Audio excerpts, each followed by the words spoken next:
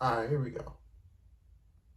They're not invested in Mercedes is because they're not a couple different things that need to happen. Okay, I'm watching this show, and it goes back to what I was saying about Mercedes. Mercedes isn't going to get a reaction because nobody's invested in Mercedes. The reason why they're not invested in Mercedes is because they're not traditionally building a program where it looks like a reason for you to get behind Mercedes. Mercedes is a belt collector, but at the end of the day, she's holding belts that really don't mean anything. Now, now the thing that I'm going to talk about with Mercedes is applied everywhere. Yuka Sakazaki, Deanna Perrazzo, and we have two other ladies. They do the fatal four way. Winner goes to face Mercedes, right? That was a random match thrown together. Now, I reach out on Twitter. I respond to Tony, and I was like, hey, I'm just curious. And this is where wrestling fans become very disappointed, and you're a grifter, and you're looking for reasons to hate. But I was being serious. When AEW first started, you were granted title matches based on your rankings. Now, for a very short period of time, based on your wins and losses, if you won matches, regardless if they were random or not, random stories or not, it didn't matter. That was the way they justified putting out. That's how they justified a random match for a title because they were like, "Hey, this person's so and so, whatever." Now, obviously, the rankings and then the wins and losses stopped mattering because then they just kind of pushed that to the side and then started booking random matches. But I asked in that response, like, "Hey, just curious, what have you guys done on TV for these four ladies to be put in this match that earns an opportunity for the number one contendership for the TBS championship, right?" And it got a lot of views, and obviously Tony Khan's not going to respond to that, Yeah, and it's fine. But a lot of people were responding. They're like, "Bro, it's just a random match. Four of the best talented women, whatever." Okay, so here's the thing: you're going to tell me that so and so is the best, right? Well, you could tell me the sky is blue or the sky is green, but you have to show me. So if you show me the sky is green, I'll believe you that the sky is green. If you show me the sky is blue, I'm going to believe you that the sky is blue. If you're going to tell me this is a match because these are the best wrestlers, well, why aren't you showing me that on a weekly basis? exactly. And that's the core issue of AEW, and this is how you fix it. You need to follow the traditional system of climbing the ranks, climbing the ladder. Whether it's wins and losses, it doesn't matter, but it has to be from, hey, I'm starting from the bottom, getting to the top. So we looked at the AEW roster earlier. We have the Death Rider storyline being a very major downfall of Yeah, and AEW. This like is from what he said, hold on. Excuse me. I don't know what the fuck was that, but okay. Yeah, but from what he was saying, like you gotta show us like why they should deserve title opportunities like every week. You gotta show them like why they the best every week. You get what I'm saying? Like you couldn't just put this random 4-way match and just, hey, let's just throw these four women together and then the winner gets Mercedes in a predictable match that no one's gonna care about. And yet you go and you throw this on the main event of your show last night. Guys, I'm not even joking. This was the main event of the show last night. Mercedes Moné versus Yuka Sakizaki. That was the main event. And I'm thinking to myself, bro, what are we doing? I don't know what we're doing with the TBS title. You let Mercedes do this belt collector storyline. Them titles don't mean nothing when she come on TV.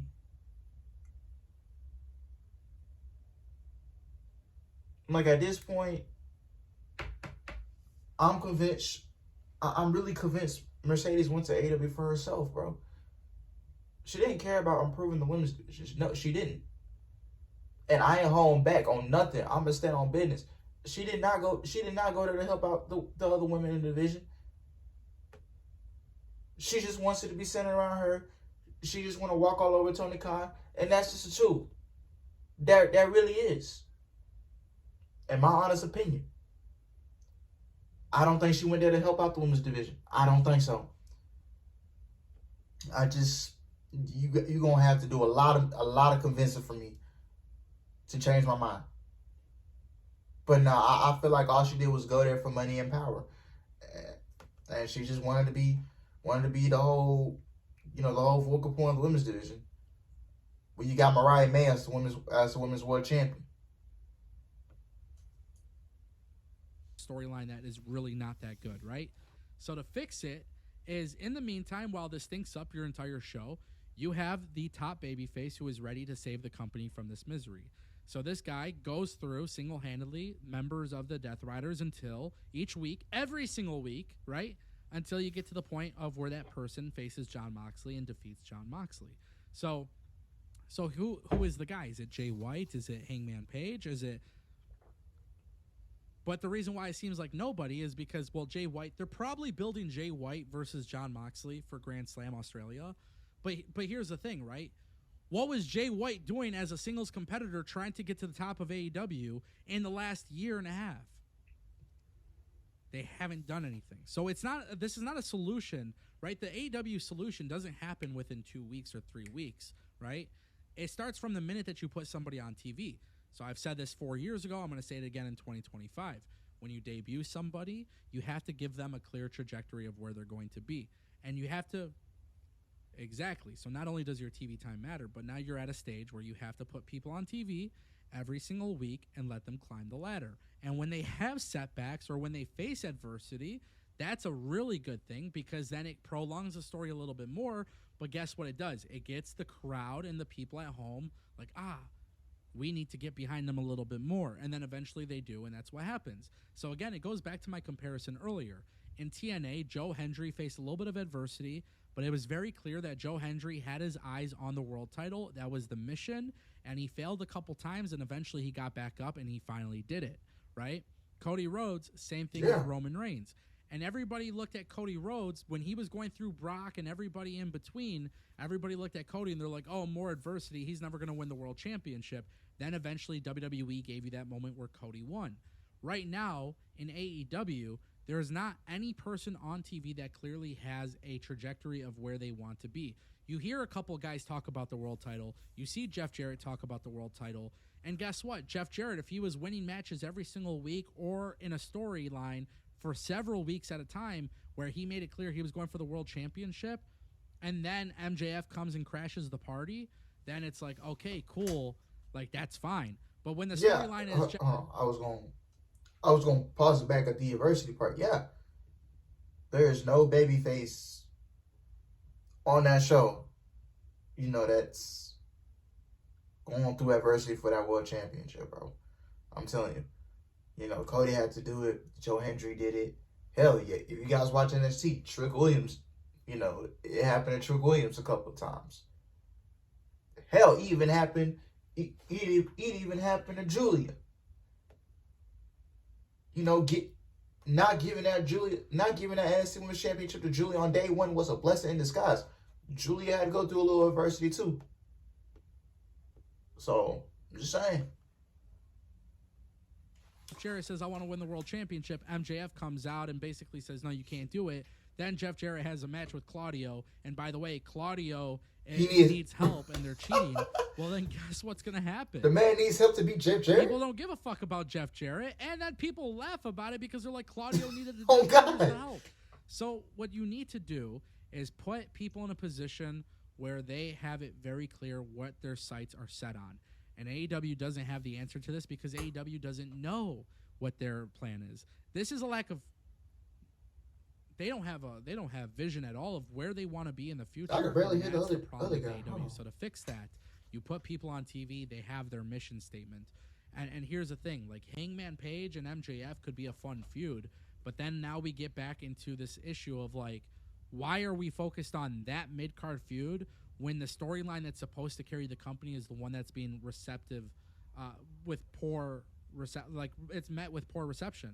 Yeah, like people don't like the Death Rider storyline. It stinks. It's not fun. It's not good. Exactly. So again, you got to build stars properly and give them a clear trajectory. So for example, when the Hurt Syndicate win the tag titles and they're not on Dynamite next week, the way that it should have been was that they were on Dynamite talking in the ring and being met with two tag teams or one tag team coming out and saying, listen, congratulations, my hats are off to you. You guys came in here and did work really quickly. But let me just tell you that we are the heart and soul of AEW's tag team division. We've been here for a very long time, and we want you to know that we are coming for you, and we're going to work our way up until we get to that moment. Now the thing is, on Dynamite and Collision, whoever that tag team is, right? And we'll say We'll say maybe it's Private Party because they lost the belts to them. Hey, we'll work our way back up and we will meet again. Well, guess what? Every single week, if Private Party are winning tag team matches and having great tag team matches, the crowd will now be like, man, we need to see Private Party. Yes, and I could get behind a feud for them and Hurt Syndicate. Yes. And the thing is, what you have to do, though, is not just have them come out and cut the promo, but you got to actually put them on TV having tag team matches. This is so fucking easy to fix. The fact that I don't see Tony Khan or AEW doing this is mind-blowing, because the same issue that I just talked about applies to the women's division. It applies to the World Championship division. It applies to Okada. Okada was the biggest star in Japan, and he comes to AEW, and he's holding the Continental Championship. Well, okay, is the Continental Championship going to be defended on TV regularly? Are we going to build up a program for somebody in Okada? No, AEW says the Elite take out Kenny. Kenny goes back to, he shows up in Japan. Then he comes to TV. He has a little moment with Okada. And then they completely, But now Kenny is dealing with the forget Don about Callis it? family. Brother, what are we doing here? The solution is this. Don't tease something now for fucking All In Texas. Get to work now. These were the guys that beat your fucking ass when you were battling diverticulitis. So the solution is stop putting people on TV for the sake of putting them on TV. Bro, they could. You guys remember when Kenny Omega was taken out by the Young Bucks? And Okada and who else? Wasn't Jack Perry involved in it as well?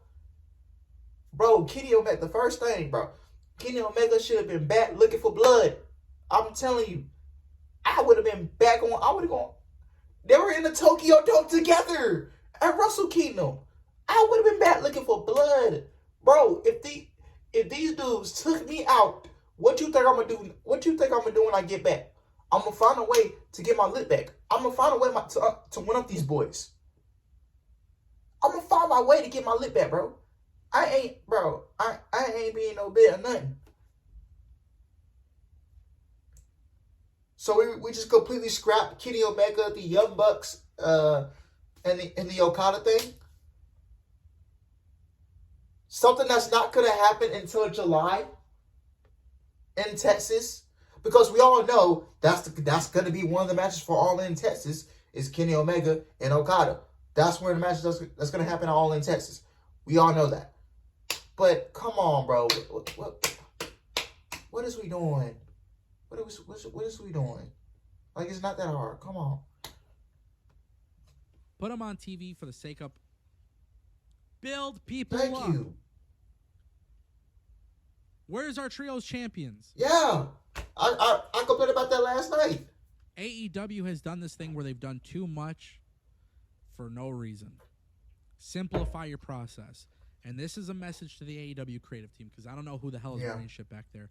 I don't know if it's Tony Khan. I don't know if it's Will Washington. I don't know if it's Jen Pepperman. I don't know if it's fucking this wrestler, that wrestler, Jerry Lynn, this and that. I don't know if Tony Khan's in the weeds. I don't know if Tony Khan is not in the weeds. I don't know what the hell is happening, but here's how it's going to go. This is the way it works. Build a show around this. If we are not accomplishing building new stars and continuity on a week-to-week basis, and we don't have a long-term plan, I can't have you giving me creative input. And that means talent should not have creative input. Yep. And that means whoever's cooking in the kitchen with Tony Khan, either they get along and get on the same vision as Tony Khan, so it's all unified vision that succeeds in building up talent and building up stories with layers and layers and layers. That way people and fans could get behind talent. Or, at the end of the day, just say goodbye to this bullshit. Because, listen, I'm telling you right now, Mercedes versus Yuka Sakazaki could have been a 10-star banger match, but nobody cares because Yuka Sakazaki is not on TV every single week building it up for the chase. And wrestling has always been about the chase. It will always be about the chase, and it's never going to go away. Now, if AEW doesn't want to create good stories, which is fine, because I'm not, like I said earlier when we addressed the Super Chat, they said AEW doesn't tell stories. They do. They suck at it. That's the problem. How do you fix it? You go to what works in professional wrestling. Typical hero, typical heel, and build up your heroes. You have no heroes in your company. There are none. And the thing is, your company, when this company was building up Hangman Page as a babyface, and they did such a great job with it, and listen, they did such a great job with it where, to me, Hangman Page was unbelievably their greatest asset. Now Hangman Page has this amazing feud with Swerve, but now he's a heel, and he's got some really good acting characteristics, and he's doing a lot of cool stuff. At the end of the day, that's happening in the middle of the show. That's happening at the least important times of the show. That should be happening. He should be kind of changing. Hangman Page has to snap out of it. He should be the one to save AEW. But the reason why you do that is because he's the foundation of AEW. And here's the thing. Exactly. And that's how you actually turn him babyface. The other guy's That's how you audio is solidify off. the Some, babyface maybe. turn. But AEW has been at the Maybe point my where they volume's don't do low. that. They don't think that Some way. shit. And AEW would just throw shit at the wall and see what sticks. And this is why people don't cheer or boo for Mercedes. This is why people are silent for Jay White and Wheeler Yuta. And this is why people are absolutely ashamed to be watching Jeff Jarrett having Claudio Castagnoli cheat in a match to beat him, because now you're just doing random shit. And the more random shit that you do, the more people tell. And by the way, if people think I'm hating on AEW, let me just wrap this up on how to fix AEW. Look at the fucking numbers. Listen to the crowd. Listen to what people are saying. This is not good booking. These aren't great shows. The best thing that you have going in your company is Toni Storm, and you're putting her to go compete with the fucking Royal Rumble. How dumb do you have to be? Yo!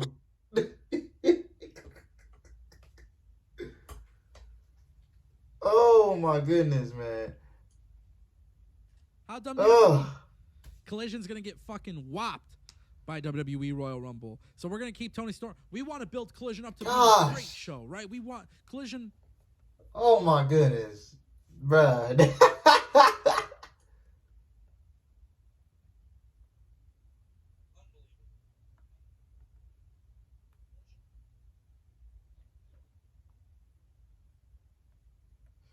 Oh my goodness, bro. Hey, there is no cap, bro. There is no cap. We're gonna, you know what, man? Maybe one day later in February, we will do a live stream on how to fix AEW's booking, man, because I agree with what he said. Like, bro, you gotta have a continuity, bro. You don't have no heroes. You don't have nobody to get behind. We don't have nobody to get behind, bro. And you wonder why Mercedes is not getting any crowd reactions. You wonder why, bro. Because of the booking. You just don't. It feels like you're just throwing things at the. You just throwing whatever sticks. And it's not gonna work like that. It doesn't work that way. You can't just do that. You can't just throw at whatever sticks, bro. You're gonna have to try. You need a heel and a babyface. Just give us a reason why these two men or women are fighting. And why should we care? Like, bro, you telling me we're stuck in this Death Rider storyline till July, till All In? Because look, I know what's gonna happen, and I can just sense it already. They're gonna wait till Darby Allin comes back from Mount Everest. I'm praying he doesn't kill himself. They're gonna wait till he comes back from Mount Everest to resume this storyline with Darby Allin and the Death Riders. It's gonna result in Darby Allin winning the AEW World Championship from Jon Moxley at All In, Texas. This entire Death Rider storyline should have been scrapped from the beginning. You should have gotten the World Championship off Jon Moxley. And you should, honestly, bro, that match with Powerhouse Hobbs, I would have been okay if you put that championship on Powerhouse Hobbs. If you put that championship on Powerhouse Hobbs, I would have been perfectly okay with it. And now, look where you got Powerhouse Hobbs. You got him in the storyline with the Learning Tree and Big Bill and Chris Jericho, and nobody cares.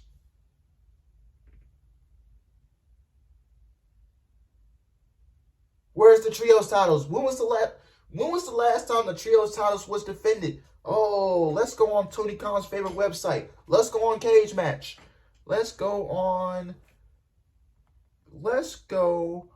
Cage Match. Let's do it. Let's go on Tony Khan's favorite website. CageMatch.com. CageMatch.net, excuse me. Matches. Let's see. Okay, can I see his matches, guys? A review? The last time, oh Lord, not. Okay, let's go. When was the last time the trios titles was defended? Cage match. Matches. The last time the trios titles.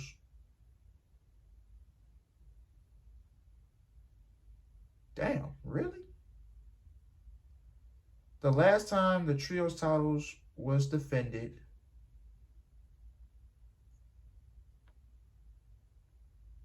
Hmm. 2024. The last time the trios titles was defended.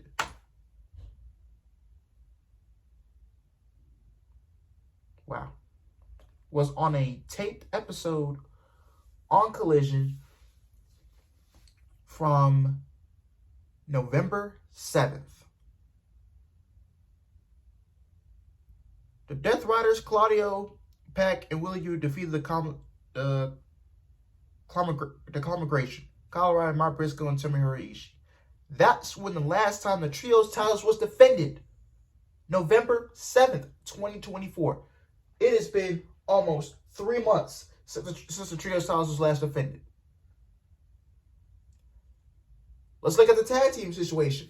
The Hurt Syndicate, they should have been in the ring, cut a promo. Another tag team should have came out and said, we're going to work our way up, and we're going to show you why we're the best tag team in AEW. We're going to show you why we're the heart and soul of the AEW tag team division. Private Party should have came out and said, hey, you know what? We'll work our way back up. We'll climb ourselves back up to get ourselves back in contention for the AEW Tag Team Championships.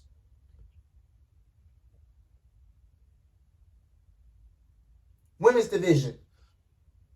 The best thing right now is Mariah May and Toni Storm. But you got Toni Storm on Collision going head to head with the Royal Rumble. Nobody's watching that show. They will all be on Peacock. I'm telling you. So what are we going to do, right? Are you going to keep the title on Mariah May, or is the title going back to Toni Storm? Because you know what's going to happen, right? If the title goes back to Toni Storm, you're going right back to square one in this division. So I'm a little stopped up. I'm almost clear of it. So yeah. But seriously, what are we doing? We finally threw Mariah May out there last night to cut an in-ring promo. That was the best part of the show. I'm telling you, Mariah can work. I'm telling you, bro. I'm telling you. Mercedes and Yuka Sakazaki, a match that had no heat, a match that nobody's going to remember. A match that nobody is going, oh my God. Oh, what a main event. Nobody's out there saying that, bro. Nobody.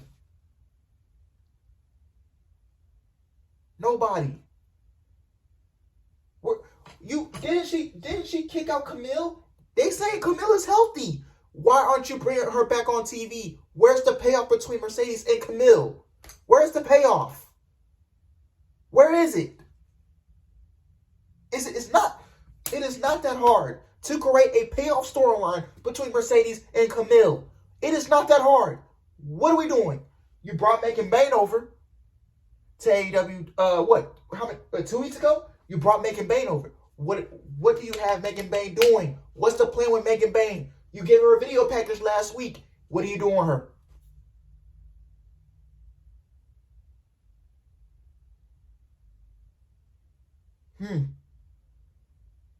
Wouldn't that be the logical thing to do on television? Is to do Camille and Mercedes? And honestly, book Camille to get the title off Mercedes? But no, that's not going to happen. That would have been the logical thing to do. But they didn't want to do a payoff match. You got Megan Bayne on your roster, bro. You got Willow with these start and stop pushes. You got Statlander, who you turn back a babyface with a lazy ass explanation on why she turned back babyface. There's no logic in this company, guys. There really isn't. There's no logic. There is simply no logic in this company, and it is sad. Goodbye.